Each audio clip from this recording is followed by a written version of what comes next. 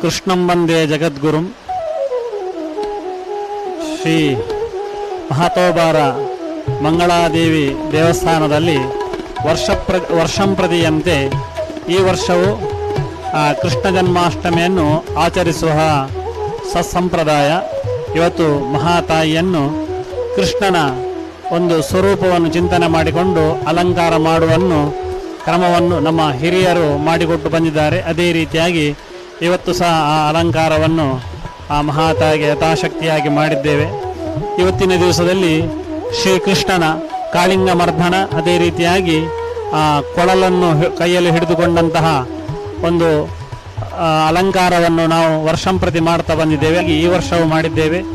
ವಿಶೇಷವಾದಂತಹ ಸಂದರ್ಭದಲ್ಲಿ ನವರಾತ್ರಿಯಲ್ಲಿ ನವ ದುರ್ಗೆಯರ ಅಲಂಕಾರ, ಶಿವರಾತ್ರಿ ದಿವಸ ಆ ಶಿವನ ಅಲಂಕಾರ, ಅದೇ ರೀತಿಯಾಗಿ ಇವತ್ತು ಅಷ್ಟಮಿ ದಿವಸ ಯಥಾಶಕ್ತಿಯಾಗಿ ಕೃಷ್ಣನ ಅಲಂಕಾರವನ್ನು ಮಾಡಿದ್ದೇವೆ. ಎಲ್ಲರಿಗೂ ಸಹ ನೋಡಬಹುದು ಅದನ್ನು.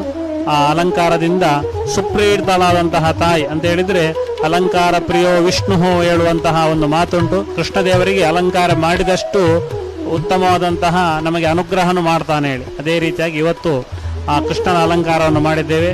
ಎಲ್ಲರೂ ಸಹ ಕಣ್ತುಂಬ ನೋಡಿ ಭಕ್ತಿಯಿಂದ ದೇವರ ನಮಸ್ಕಾರ ಮಾಡಿದಲ್ಲಿಗೆ ದೇವರು ಸಮಸ್ತ ಕಷ್ಟಗಳನ್ನು ಪರಿಹಾರ ಮಾಡ್ತಾರೆ ಎನ್ನುವಂತಹ ಮಾತು.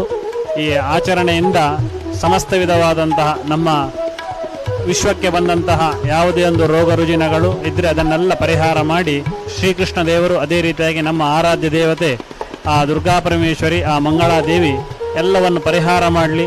ಎಲ್ಲರಿಗೂ ಲೋಕಕ್ಕೆ ಅಭಯವನ್ನು, ಅದೇ ರೀತಿಯಾಗಿ ಲೋಕಕ್ಕೆ ಸುಭಿಕ್ಷೆಯನ್ನು ಅನುಗ್ರಹ ಮಾಡಿ ಕಾಲಕ್ಕೆ ಬೇಕಾದಂತಹ ಎಲ್ಲ ಯಾವುದೆಲ್ಲ ಆ ಮಳೆ ಅಥವಾ ಬೆಳೆಗಳನ್ನು ಬೆಳೆಸುವುದರಲ್ಲಿ ದೇವರ ಅನುಗ್ರಹ ಮಾಡಿ, ಇದೇ ರೀತಿಯಾಗಿ ದೇವಸ್ಥಾನದ ಅಭಿವೃದ್ಧಿ, ಭಕ್ತಾದಿಗಳ ದೇವರ ದರ್ಶನದಿಂದ ಬರುವಂತಹ ಎಲ್ಲ ಆ ಸೌಭಾಗ್ಯವನ್ನು ಮಹಾತಾಯಿ ಅನುಗ್ರಹ ಮಾಡಿ ನಡೆಸ್ಲಿ ಅಂತೇಳಿ ಈ ಸಂದರ್ಭದಲ್ಲಿ ಆ ಮಹಾತಾಯಿ ಎಲ್ಲರಿಗೂ ಸಹ ಅನುಗ್ರಹ ಮಾಡಲಿ ಅಂತೇಳಿ ಈ ಸಂದರ್ಭದಲ್ಲಿ ಕೃಷ್ಣ ಜನ್ಮಾಷ್ಟಮಿಯ ಸಂದರ್ಭದಲ್ಲಿ ನಾವು ದೇವರಲ್ಲಿ ಪ್ರಾರ್ಥನೆ ಮಾಡೋದು. ಕೃಷ್ಣಾಷ್ಟಮಿಯ ಶುಭಾಶಯಗಳೊಂದಿಗೆ ಶ್ರೀ ಮಂಗಳಾದೇವಿ ದೇವಸ್ಥಾನದ ಎಲ್ಲ ಅರ್ಚಕ ವೃಂದದವರು, ಆಡಳಿತ ಮಂಡಳಿ ಶುಭಾಶಯವನ್ನು ಕೋರುತ್ತಾರೆ.